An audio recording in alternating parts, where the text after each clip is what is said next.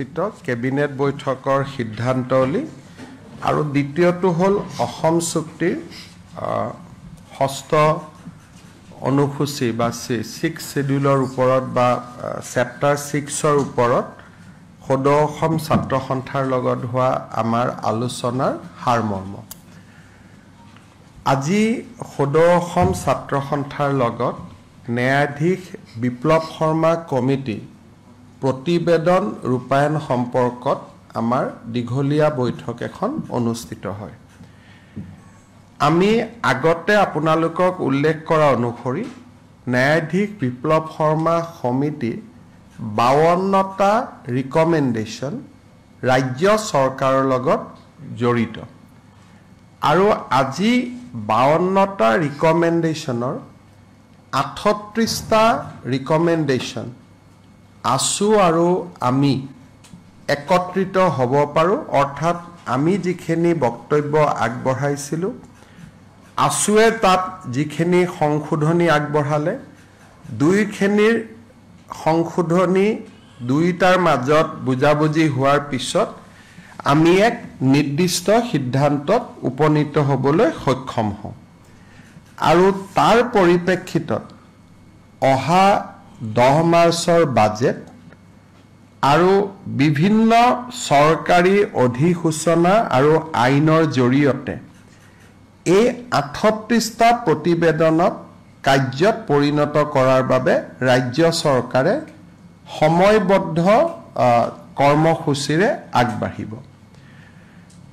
বাকি ৰৈ যোৱা 14টা ৰিকমেণ্ডেশ্যনৰ ওপৰত 10 মাৰ্চৰ আগতে আছুৰ লগত আমাৰ আৰু এখন বৈঠক হ'ব আৰু অসম বিধানসভাৰ অধিৱেশনৰ পৰিপ্ৰেক্ষিতত আমি বিধানসভাৰ অধিৱেশন সামৰণি পৰাৰ পিছত অৰ্থাৎ এপ্ৰিল মাহৰ প্ৰথম সপ্তাহত আছুৰ লগত তৃতীয়লানি বৈঠক কৰি আমি 52টা প্ৰতিবেদনেই আশা কৰিছো যে আমি এটা সহমতৰ জৰিয়তে আমি ৰূপায়ণ কৰিবলৈ সক্ষম হ'ম আজি যিকেইটা বিশেষ ব্যৱস্থাৰ ওপৰত আছু আৰু আমাৰ ঐক্যমত হ'ল তাৰ ওপৰত মই কেইটামান আপোনালোকক বক্তব্য ৰাখিব খুজিছো প্ৰথম অসমৰ চৰকাৰী ভাষা সঞ্চালকালয় বিপ্লৱ শৰ্মা কমিটিয়ে ৰিকমেণ্ডেশ্যন কৰাৰ দৰে আমি এটা পূৰ্ণ পৰ্যায়ৰ ডাইৰেক্টৰেটলৈকে ৰূপান্তৰ কৰাৰ বাবে সিদ্ধান্ত গ্ৰহণ কৰিছো অহা 14 এপ্ৰিলৰ পৰা অসমত চৰকাৰী যি আইন আহিব চৰকাৰী যি ৰুলছ আহিব চৰকাৰী যি নটিফিকেশ্যন হ'ব সেই নটিফিকেশ্যন ইংৰাজীৰ উপৰিও অসমীয়াতে এই নটিফিকেশ্যনবিলাক চৰকাৰে প্ৰকাশ কৰিব বৰাক উপত্যকাত আমাৰ বৰাক উপত্যকাৰ এছ'চিয়েট লেংগুৱেজ বেংগলী ভাষাত আৰু বিটিআৰত ইংৰাজী আৰু অসমীয়াৰ উপৰিও বড়ো ভাষাতো এই নটিফিকেশ্যন বা এই সিদ্ধান্তসমূহ প্ৰকাশ কৰা হ'ব এই ৰিকমেণ্ডেশ্যনতে আমি আগুৱাই গৈ অসমৰ চৰকাৰী শিক্ষানুষ্ঠানসমূহত আৰু বেচৰকাৰী শিক্ষানুষ্ঠানসমূহত বাধ্যতামূলকভাৱে ব্ৰহ্মপুত্ৰ উপত্যকাত অসমীয়া আৰু বিটিআৰত অসমীয়া অথবা বড়ো তেওঁলোকে বাধ্যতামূলকভাৱে পঢ়ুৱাব লাগিব এজ এ সাবজেক্ট মিডিয়াম ইংৰাজী হওক হিন্দী হওক কিন্তু এজ এ সাবজেক্ট অসমীয়া তেওঁলোকে পঢ়ুৱাব লাগিব ব্ৰহ্মপুত্ৰ ভেলীত কিন্তু বিটিআৰত তেওঁলোকে অসমীয়াও পঢ়ুৱাব পাৰিব বা বড়ো ভাষাও পঢ়ুৱাব পাৰিব বৰাক উপত্যকা আৰু হিলছৰ ক্ষেত্ৰত আজি আমি আলোচনা কৰা নাই আৰু সেই বিষয়ত আমাৰ কোনো সিদ্ধান্ত হোৱা নাই ইয়াৰ পিছত অসমৰ পুৰণা যি আইন আছে বিধি আছে notification আছে জাস্টিস বিপ্লৱ শৰ্মা কমিটিয়ে সেই সমূহ অসমীয়ালৈ ৰূপান্তৰ কৰাৰ বাবে এটা নিৰ্দেশ দিছিলে আমি সেই দুইটা দায়িত্ব গুৱাহাটী বিশ্ববিদ্যালয় ডিব্ৰুগড় বিশ্ববিদ্যালয় আৰু চৰকাৰে নিজা প্ৰচেষ্টা তিনিওটা অনুষ্ঠানে লগ লাগি ইয়াক পৰ্যায়ক্ৰমে আমি অসমীয়ালৈ ৰূপান্তৰ কৰাৰ বাবে সিদ্ধান্ত লৈছো আৰু ই বহুত হাজাৰ হাজাৰ পৃষ্ঠাৰ দস্তাবেজ হ'ব মোৰ মতেদি লাখলৈকে যাব গতিকে কৰবাত আৰ্টিফিচিয়েল ইন্টেলিজেন্সও আমি ইউজ কৰিবলগীয়া হ'ব পাৰে তৃতীয়তে অসমৰ নিৰ্বাচিত ৰেভিনিউ ব্লকছত সকলোতে নহয় আছু আৰু ছাত্ৰ সন্থা আৰু আমাৰ মাজত বহি কিছু ব্লকছ আমি চিনাক্তকৰণ কৰিম যি ব্লকসমূহ বা যি ব্লকত অকল তিনিটা প্ৰজন্ম বা 1951 চনৰ আগতে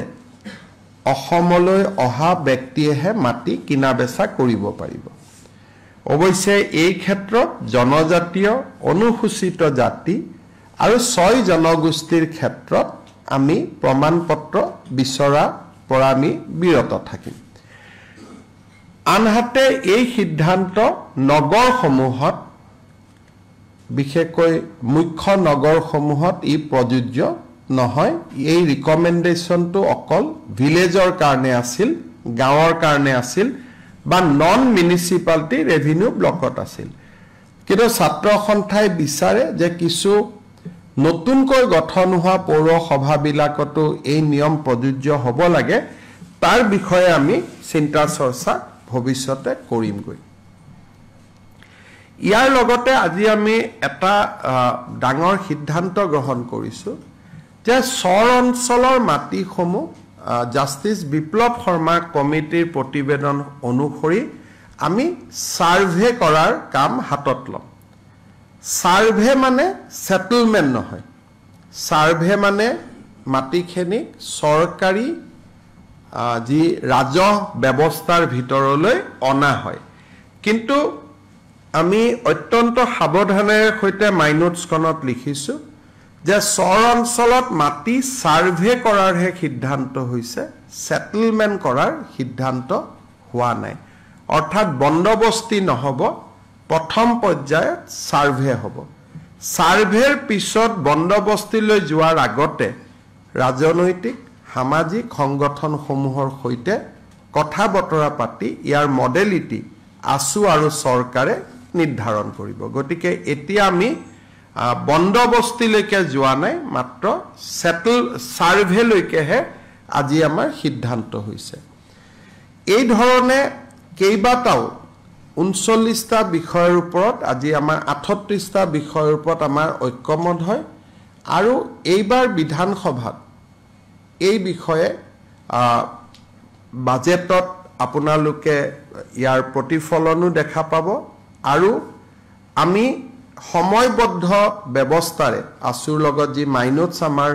আজি হ'ব তাৰ প্ৰতিলিপিও আপোনালোকক দিয়া হ'ব সময়বদ্ধ প্ৰক্ৰিয়াৰ মাজেৰে আমি এই গোটেই কাৰ্যসূচীখিনি আমি ৰূপায়ণ কৰাৰ বাবে চেষ্টা কৰিম অৰ্থাৎ লখিমপুৰৰ কেবিনেটত জাষ্টিস বিপ্লৱ শৰ্মা কমিটিক লৈ আমি যি সিদ্ধান্ত লৈছিলো তাক আজি আমি বহু দূৰ আগুৱাই লৈ যাবলৈ সক্ষম হলো ইয়াৰ পিছত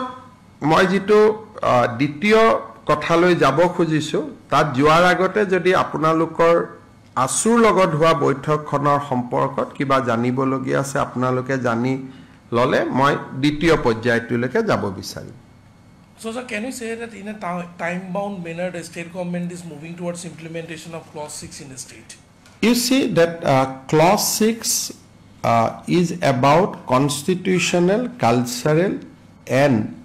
land protection for the people of Assam. So Justice Biplab Sharma committee has given recommendation. Certain recommendation is to be implemented by central government. Some recommendation is to be implemented by the state government. So 52 recommendation falls within the purview of the state government. Today, All Assam Students Union and Assam government has agreed on the action plan for 38 recommendation. For the balance 14 recommendation, further discussion will be conducted, further discussion will be taken place. আজি আৰু এটা এই জাষ্টিস বিপ্লৱ শৰ্মা কমিটিৰ পৰিপ্ৰেক্ষিতত আৰু এটা সিদ্ধান্ত হৈছে যে অষ্টম মান শ্ৰেণীলৈ অসমৰ ছাত্ৰ ছাত্ৰীসকলক অসম বুৰঞ্জী বাধ্যতামূলকভাৱে পাঠ্যক্ৰমৰ অন্তৰ্ভুক্ত কৰা হ'ব।